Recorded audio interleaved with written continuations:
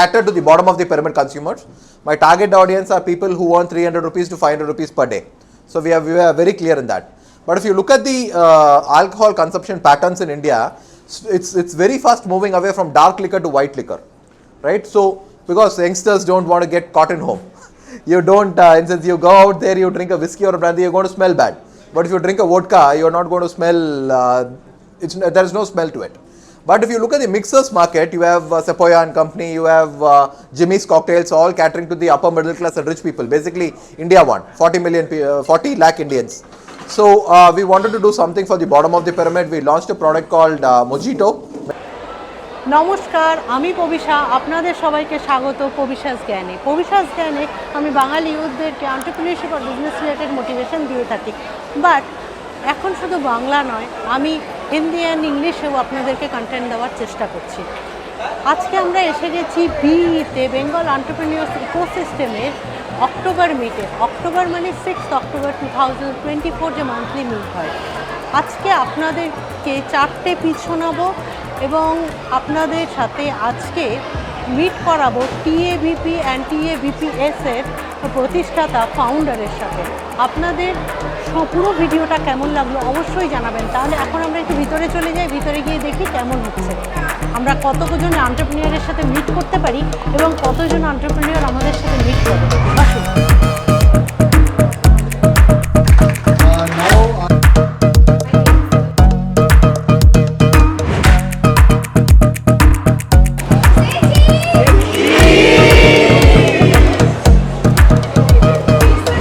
Hi everyone, thank you so much for having me here. It's wonderful seeing such a good energy on a Sunday afternoon.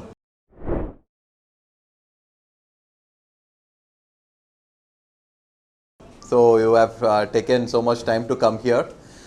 So what I'm going to do is I'm just going to give a little bit of journey what I've had over multiple years, and after that you guys can ask questions. I'll try to answer them from my experiences, what we have gone through. Is that okay? Yeah? Right. So silence around please. ROC guys, staff here to ask. Prabhu, continue please. Yeah. So I'm a third generation entrepreneur. My grandfather started one of the very first foundries of Coimbatore. After that my dad and uncle are taking care of that. I finished my mechanical engineering. So after my mechanical engineering I went into consulting. I was a retail consultant in US for about 4.5 years. So in 2012 I came back to India. So then I started, basically to join the family business I came, but there was not much for me to do because both dad and uncle are still active, touch wood. So I thought I'll start one more foundry of my own. Started it, it's called Neocast. And now both the foundries are being taken care by my dad and uncle. So I completely moved away from there. In sense, we wanted to start something on my own, but what to start? So that was the major question what we had. So food processing in sense was always very lucrative because being a consultant, basically a retail consultant in US, I could see how much of processed food, basically fruits, vegetables, everything is getting processed, versus how nascent of a stage we still are in India today. Right, so much of wastage was there, and we thought this is something which we could do to preserve the vegetables and fruits which are going for waste. So what to do? Again, food processing is a major field, right? So the insight to get into beverages came when I was visiting a couple of family temples where I couldn't, when it was very hot and I couldn't find a bottle of Coke or Pepsi, which was actually a shock to me, because till then, even today, people who are not in this business always think that the MNCs are omnipresent. You think that it's going to be there everywhere. That was my assumption too. But when I saw that it was not a too rural place also, it was a semi-urban place. It was about 50 kilometers from Coimbatore. There we couldn't find a bottle of Coke or Pepsi. But at the same shops, people were buying buttermilk, rose milk, lassi, tea, coffee, all this for $10, which got me thinking that this is the magic price point which we should start to do it. And came back, started, I didn't know how to make a bottle of beverage because I am from a mechanical engineering background and all that stuff. So we went to an agriculture university. Thankfully there was an agriculture university in Coimbatore, went to the post processing technology center, enrolled into a crash course. Basically, learned about what pasteurization is, how a bottle of beverage is made, what is a juice made, how is a carbonated drink made, and all that. And we started it. So since all my growing up age was in not in India, we didn't know what the grassroots wanted. But I thought, okay, I wanted to do something totally different. We launched the first juice called papaya juice at $10. So nobody drank. Nobody drank a papaya juice. It failed massively. Multiple lessons learned from that. It's very, very difficult to change a consumer preference. You need to build a distribution network, or you will need a huge amount of money to change consumer preference. So again, came back to the drawing board, launched a 10 rupees mango drink, then launched apple drink, then launched multiple carbonated drinks based on your customer preferences. We grew massively. So we started hitting about 50 crores kind of sales. So then always the itch to do something which is very unique has always been there. So we did launch multiple products. One product which is kind of a hero product right now is we have a product called lemon salt, which is no MNC, no local product is doing. The insight to do lemon salt again came from meeting, for instance, when we was traveling around in Kerala. You see a lot of roadside shops selling this lemon salt soda, which got us again thinking, why specifically in this market lemon salt soda is selling so much.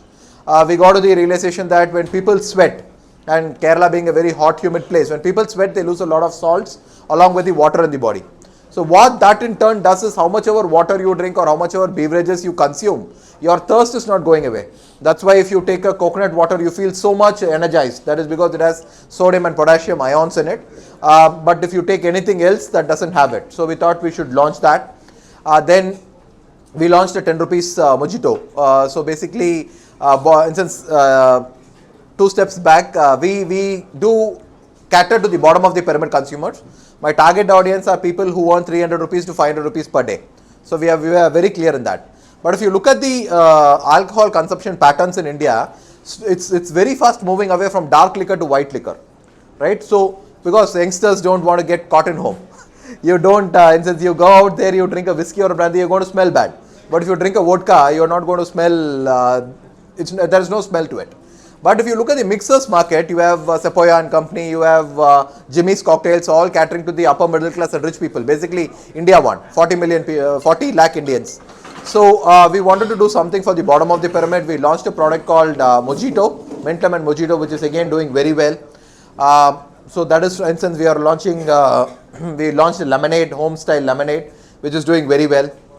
Now we are going to launch a product called Jelly Juice, which is again hopefully targeting the kids. It does well. We also have a snacking portfolio, a small snacking portfolio, which does about 8% of our top line right now. Again, the same playbook, started with a bunch of Me Too products with the potato chips, kurkure, moong dal, balls and drinks like Pratap Snacks. Once we got a decent distribution network, we launched a product called Veg Biryani. So basically, we took all these broken rices from our millers around the place where we live, and we extruded it using in a rice form, baked it, coated it with biryani masala, and just packed it. India is a biryani market. People started loving it, and for $5 it started selling crazy. So now we realized we have figured out how to make rice out of basically rice flour in a very cheap way. So what next are South Indians? I come from Coimbatore. Our distribution is predominantly in 6 states of South India. So we thought, what else would people be very interested to eat? We in South Indians are crazy about idli. So we launched a product called Podi Idli. Basically extruded the rice in idli form, coated it with ghee and podi masala, and packed it, doing very well. We have launched a product called Bale. Everybody, since it's a pan-India product, everybody loves Bale, but nobody has packaged it in 5 rupees and sold it out. It's not Bale, by the way. It's a replacement for that. It tastes like Bale.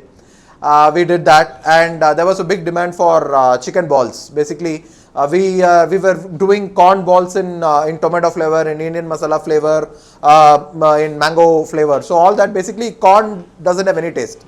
It's like basically chicken. You add whatever masala to it, it gives you that taste. So we added chicken 65 masala and we launched it. Again, doing very well. So these kind of frugal innovation for bottom of the pyramid consumers, ability to bring them a little joy at $10 is what we strive to do.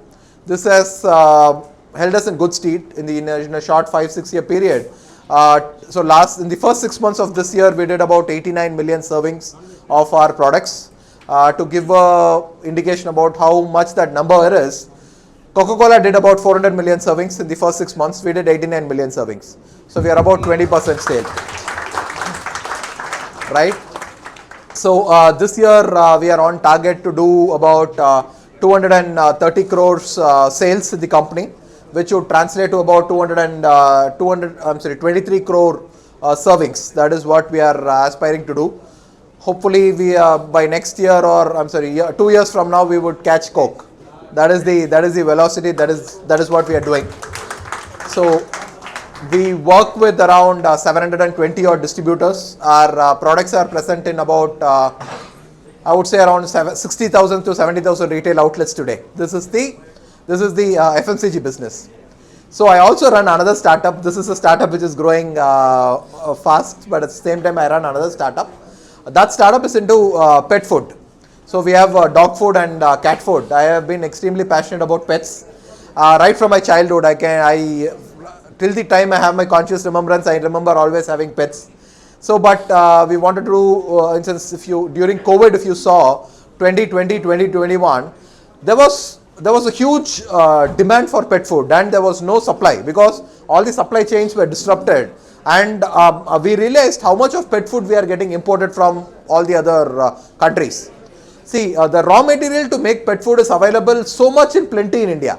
You have a huge amount of chicken. We are one of the largest growers of chicken in the world. We have corn, we have wheat, we have maize, we have all the fruits and vegetables. But why do we have to import processed dog food from abroad? This creates multiple challenges. See, you have a lot of allergies in dogs because you feed them imported food, because you are not able to feed them something which is grown local, which is the pollen, everything is it's done to it. So we thought we should do it. So we started building a network from scratch. Just to give you what kind of a challenge we are looking at. The last time somebody launched a successful pet food brand all India was in 2006. That was Drools. Before that you had Pedigree and Royal Canin. So these are the three brands which have done successfully decently in India over multiple, say 25-30 years. Right? There is no other brand. There have been multiple brands, including multiple chains which have come into the business, including Godrej, Himalaya. Instance, I can name Nestle with Purna. They have never been able to sustainably build a business here in India in pet food. So that was the challenge we took on. So today our pet food and stuff is treats. We do biscuits. Basically, what also we have done is we have made sure all our pet food is not only locally made, but we are fortifying all this pet food with millets. So ragi is a great product, and we also use a lot of Ayurvedic principles to make these pet food. So why Ayurvedic principle? Why it was in sense, people think Ayurveda is only for humans, but not so. We have been one of the oldest cultures which have had dogs and cats, even right from our emperors, kings times. If you look at any fighting force, that always used to have dogs. You had battle dogs. You had people used to have cheetahs as pets. And they were all, there is so much documentation available, what to feed them for this specific climate, what makes them strong and all that stuff is just lost. So we are trying to retrieve all that, and we work with multiple Ayurvedic doctors. Thankfully I am in Coimbatore, Kerala is just right next door. So we interact with a lot of doctors, and we try to extract that information and give it. Today we are present in 4,000 retail outlets here in India. We have already exported to US. We have an FDA certification. We are already FDA certified to sell our products in the US. We have exported to UK, Middle East, Australia. Container is going, I think, in next 10 days to Philippines. So this year the pet food business is on target to do about maybe 42 crores sales run rate. That is where we have built that business to. So thank you. So this is a little bit about what we are and what we have built. And instance, thanks to Arun and the team, Soumya, Ayush, Deepu, we have been they have been extremely good friends, and apart from that we always brainstorm how to do a lot of stuff. I am very I envy you guys, because you have all these guys sitting here who who are great mentors. So in spite of me being in Coimbatore, I could get so much of value out of these guys. Remember, imagine you guys just sitting out here with the ability to just go chat face on face even once in a month.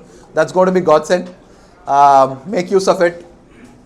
Since Prabhu, what has been the learning from say 0 to 100 crores? If someone asks 5 secrets and 5 learnings, what would be your answer?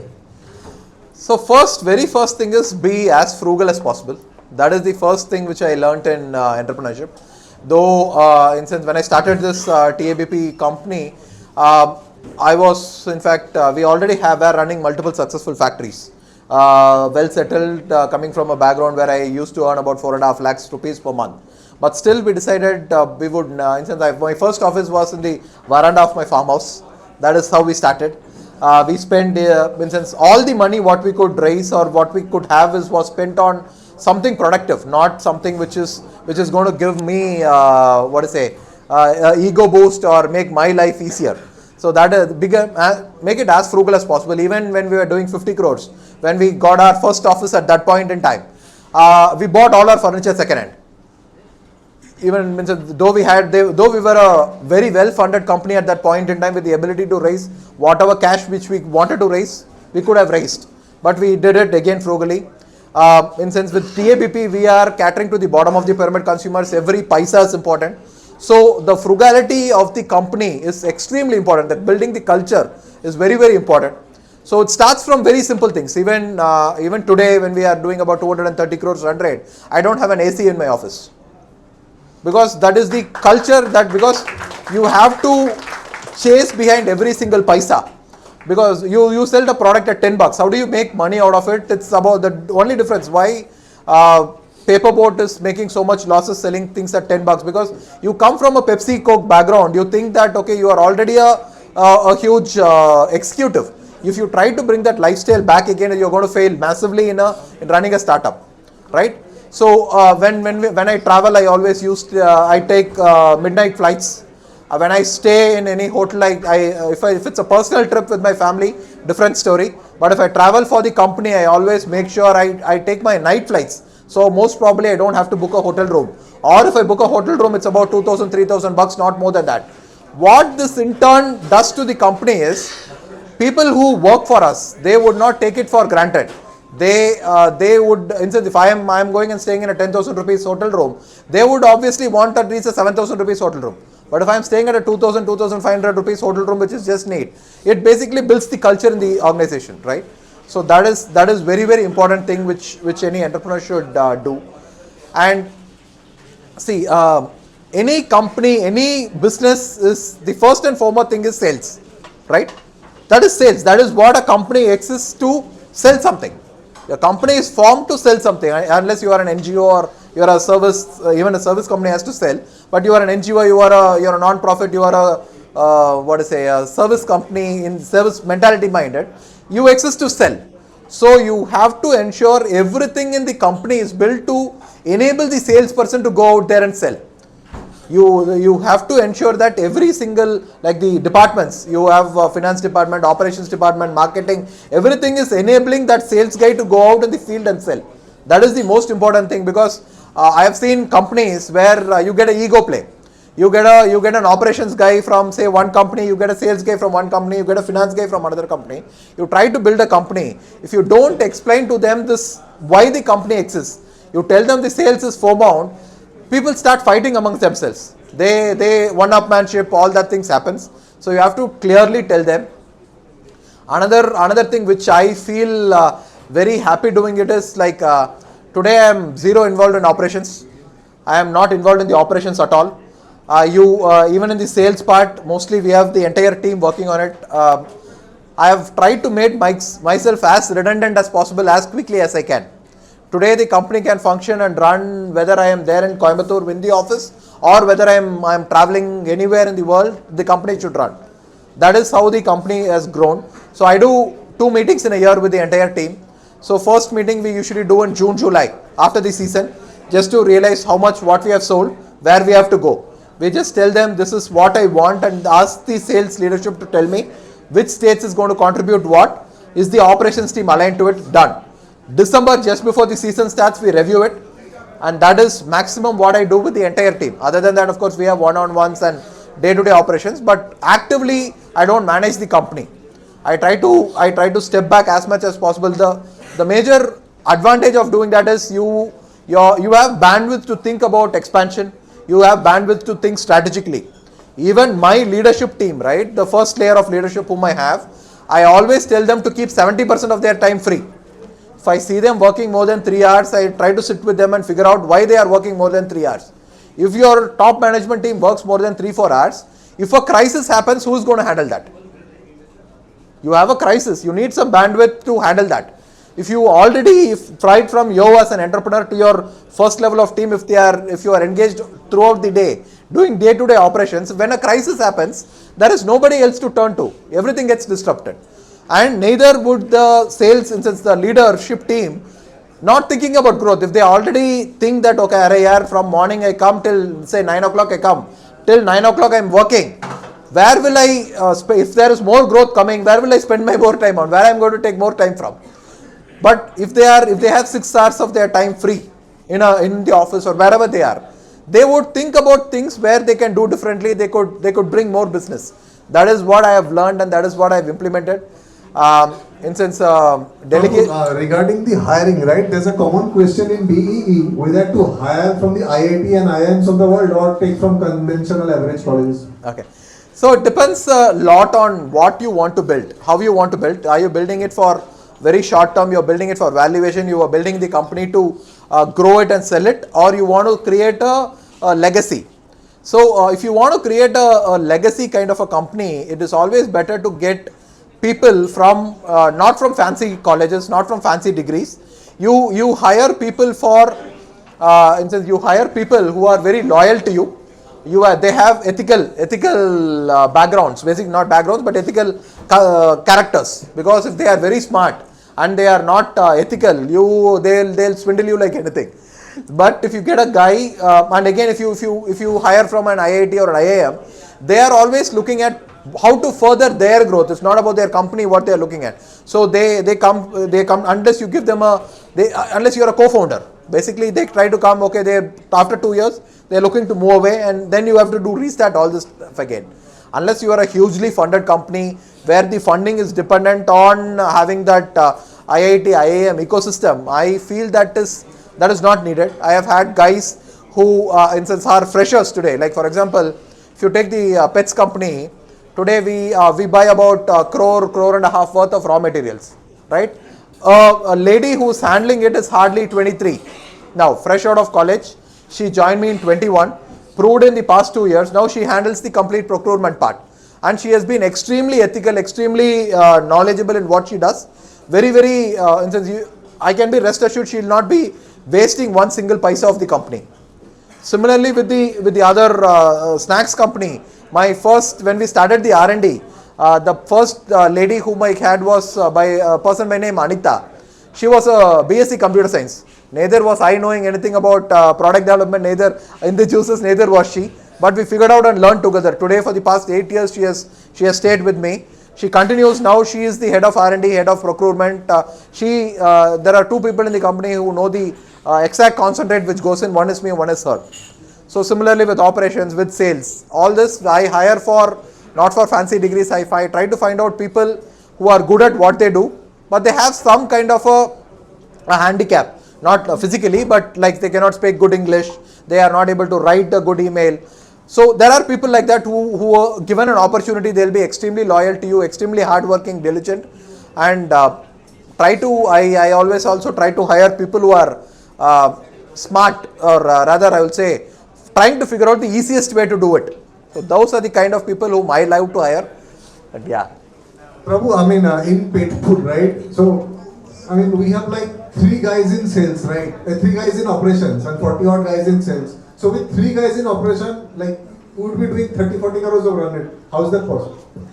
So again, it's basically about what they believe in your your vision, right? So imagine a company which has to do about 1.2 to 1.3 crores per month of sales.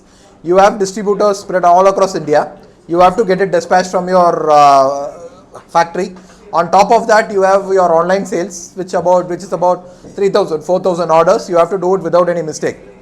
The entire thing is handled by one guy with couple of Hindi laborers. That's it. So he knows what he has to do, and that is how he does it. We have one lady, as I told, she procures. You don't have a huge system, organizational system to tick mark everything. She purchases about 80, 90 crores.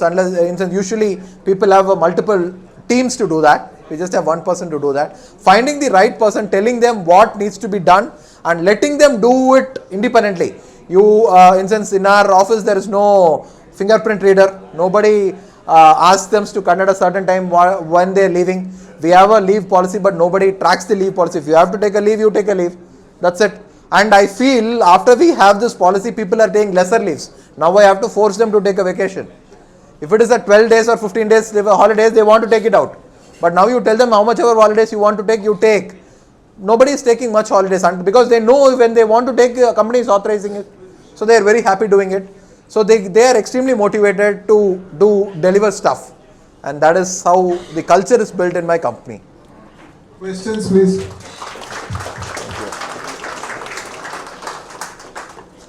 Sure. Hi Prabhu. So I have always heard and I have read Arunda's post that you are a negative working capital. So I just want to know, how do you even convince the distributors to pay upfront for a new brand wherein you have competitions like Pepsi and Coke? Right.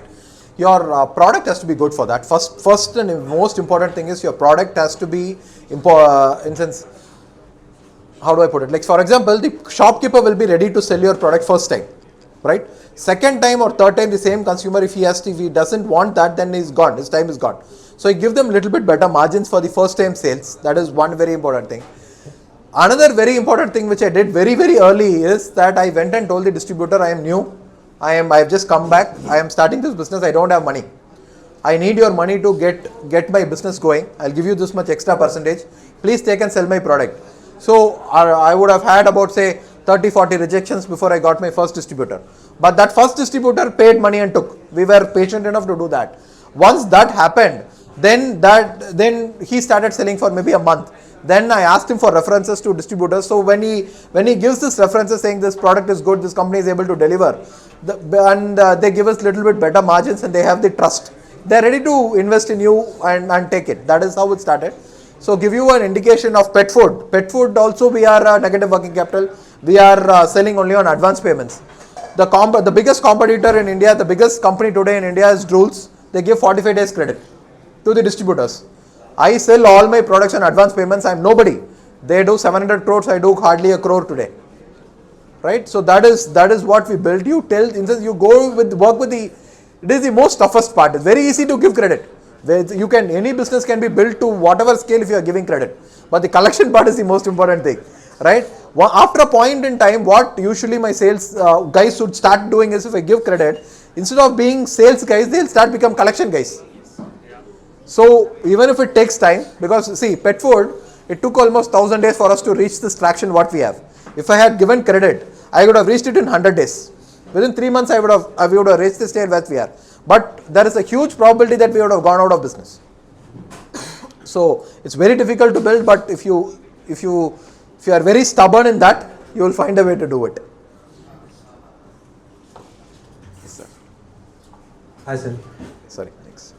Yeah, you go ahead. Yeah. So I just have one question. I just want to pick your brain regarding something. It's not every day that we get a chance to speak to you in person.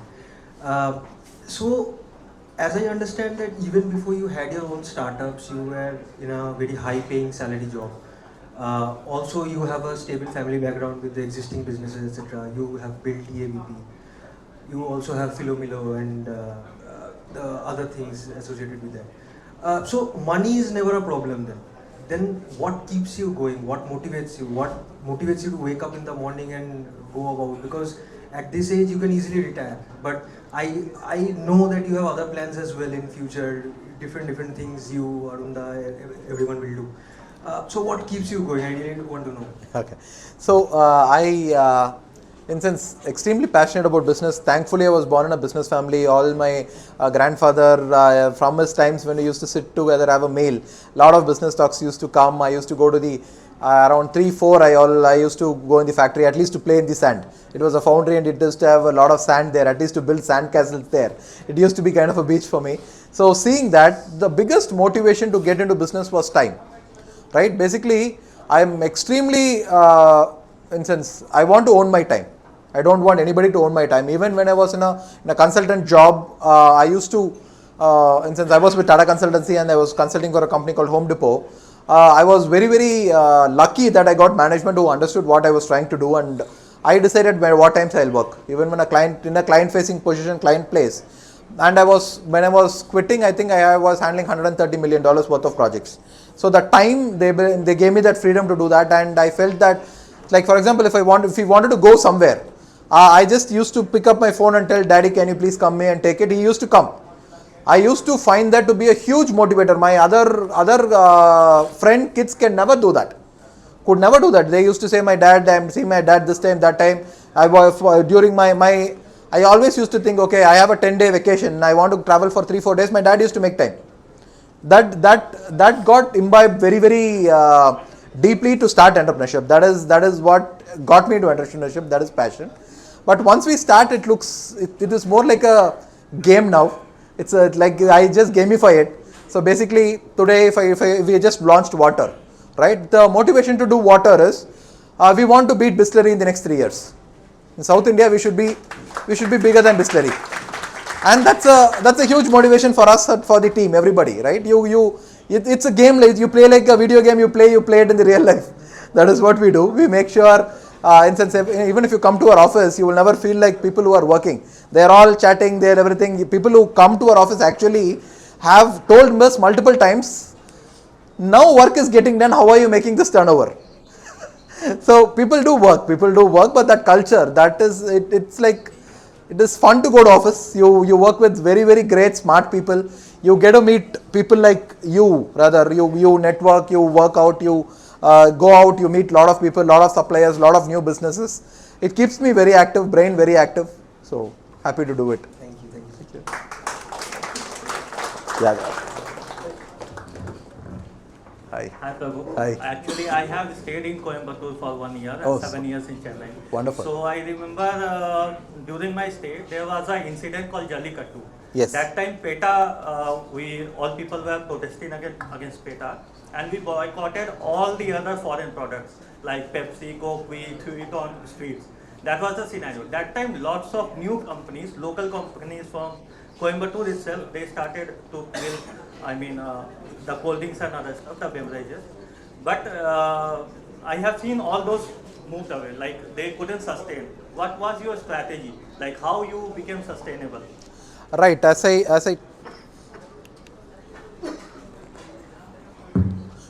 told, I was very clear, till we get to 100 crore top line, we are not putting our own factory. So once we reached there, we put our own factory. That gave me so much flexibility as what I could produce. I could change to consumer preferences. I could change anything what I wanted to do, and I didn't get blocked down by capex. That was one major differentiation.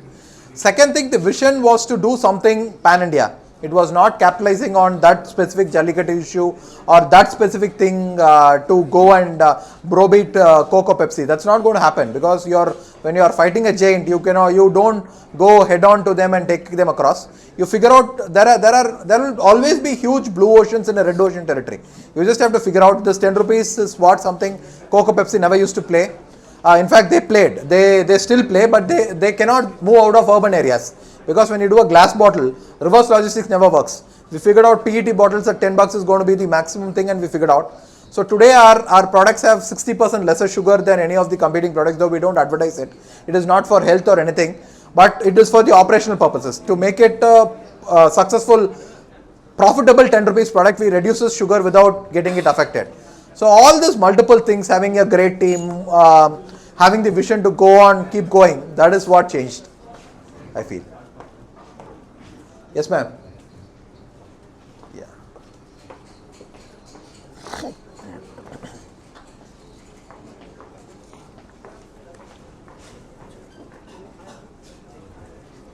Hello, sir. Hi. As you mentioned that like money was with Blim, so when you're like building thing from zero, like making money out of, I won't say it's not tough, but when you make money out of no money, that's the real job. So at some point, every founder has to be the HR, has to be the procurement, take care of the procurement operations, and when money is the problem, you have to do it yourself, like do it all yourself. So what's one tip that you want to give? So absolutely.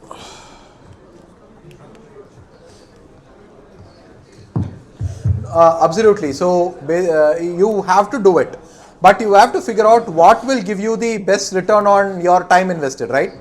You, for example, you have say you will save 15,000 rupees instead of to build a website. If you try to do it, you will lose far more than 15,000 rupees than what you would give it outsource.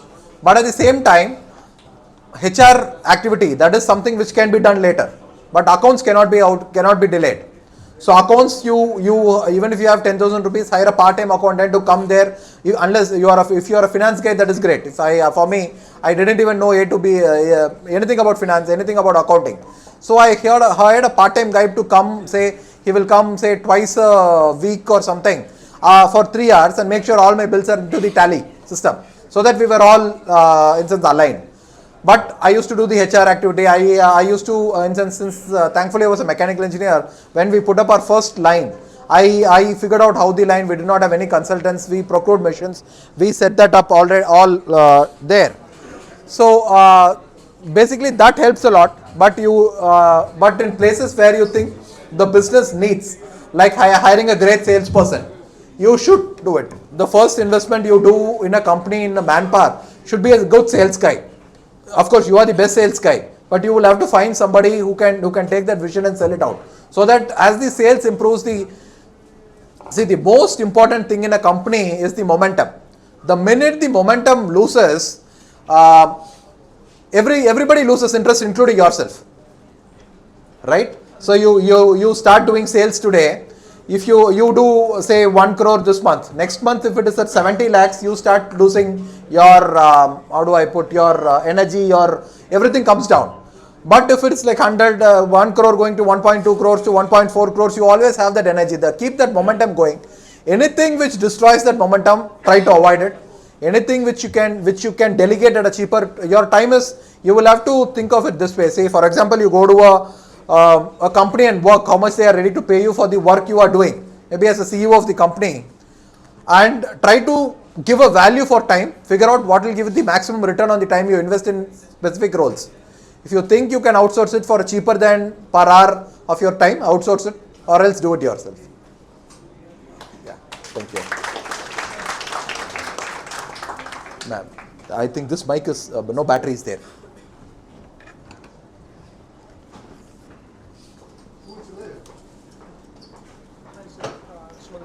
I want to understand one thing, like in every entrepreneur's life, there's a phase which comes. Hello, sir. Just a second, sir. Just a second. One second. One question and after that I'll take you.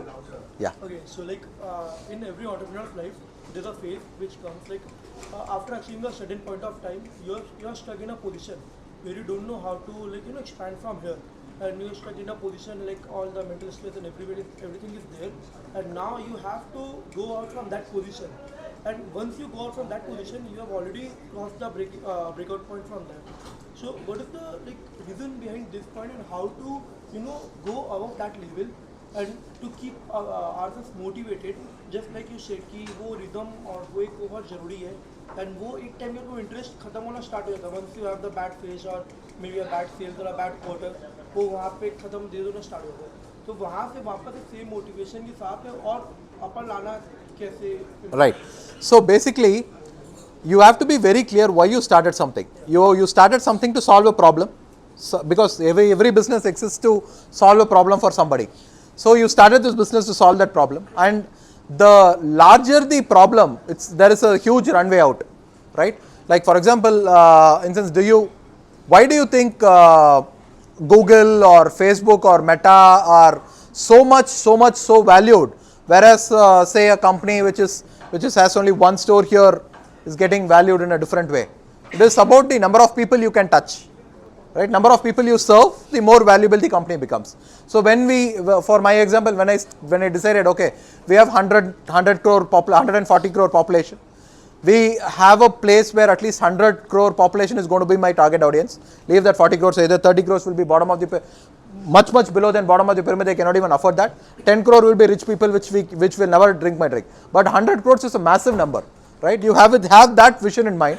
But so let's assume, say you have people drinking, at least 100 crore people drinking one time your product in a month. That is 500 crore bottles served, right? That's a 5,000 crore sales company. That is simple thing. But if you try to go tell it to your team, we are going to be a 5,000 crore company, they are going to laugh at you. So you have to split it up. You have to decide how faster, how much you grow. So the reason I'm saying this is you have your vision in there. So for example, you have to grow. My mission is to be a 5,000 crore company. Now 2 years of COVID, right? Nothing. In sense, it was a terrible time because major sales season for beverages is during summer. Both the times COVID came during summer, and we stock up from January. So January, February, March we stock up. April, May we sell everything.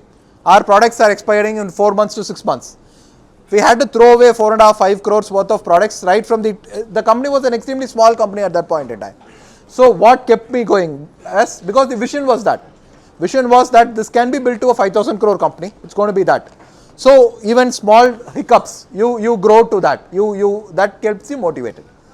Hope I answered your question, right? Yeah, thank you. Yes, sir. Sorry. Yes, sir. My question was, how do you manage your digital presence and what's your target audience age? So with TABP Snacks and Beverages, that is the human food company, anybody from 7 years to 70 years is my target audience. But our target audience is people who earn 350 rupees to 600 rupees per day. So these are like people who earn like 10,000 rupees to 25,000 rupees per month. They are my target audience. Digital presence at this point in time for TABP, it's mostly we have not done anything. It's all about word of mouth publicity, in-store activations, because it's an impulse buy product. You walk on the store, you are thirsty, you see a product, you like the product, you drink it. That is how it's been. But slowly we would eventually start building on whatever the unique brands what we have. That is going to happen. For pets, at this point in time, we have a very small Instagram profile kind of stuff. We are more of though we are an omni-channel, we want to build it out as physical first. Usually brands do digital first, but if you take pet foods, the discovery usually happens in a pet store. If you look at how a mass majority of the people buy a dog or a cat is by going into a pet shop. The pet shop is the guy who is going to tell what to feed him for the first time, and that is what you start, because the breeder was feeding him that, the pet shop owner was feeding him that specific product, and there. So thank you. So that is where you start to discover the products. So we we thought it's very, very costly to do digital. Today people burn hundreds of crores to get it. It's very, very easy to go to 100 crores in a digital economy if you are ready to spend 400 crores. You spend 400 crores, you get 100 crores turnover within 2 years. No problem. But that's not sustainable. The moment you stop discounting, the moment you stop advertising, the Google algorithm or Facebook algorithm is going to push you down drastically. But if you make the products discoverable in physical, people see it. See, basically it needs, like, there is a study which says 17 times you have to see a brand before you recognize it. It can be online, it can be offline. We figured out it's very, very cheap to do it offline rather than online today. Today, for me, I just have to place it in the shelf. There is, in fact, the distributor is paying me money, taking my product and putting it in the store. Any guy who walks in the store, he walks in 17 times, he'll know Philo Miller, he'll know Purple Tail. After that, if he sees a brand which is available online, he'll be immediately able to purchase it. But for me to make that 17 impressions for him online, unknowing whether if he is walking into a pet store, he's a motivated buyer. He has pets. He is already, instead you have all this funnel, filters, everything in digital market, but physically it is happening. He is walking, he is a motivated buyer, he is opening the door of the pet shop and walking in. So I feel that is a very qualified buyer whom we are displaying our products in the store with giving a little bit margin better to the shopkeeper to speak good about our brand. So that we feel is much, much cheaper today, because everybody, that too after COVID, the online just got skewed, badly skewed. So we figured out, we think it's very cheaper, much, much cheaper, much, much more efficient to do it here. In case it changes, tomorrow if I had to do, say if I have to reach out to say a million people or 2 million people, then it's easier to do online. But today it's offline and we are doing it profitably.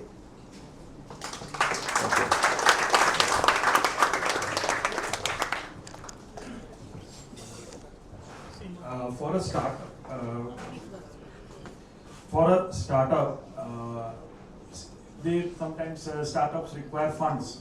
Say a startup requires a fund of 20 lakhs. So they have two options. One, they go to the bank, take a loan, so they take a debt. And the other is that they go look for startup funding, that is equity.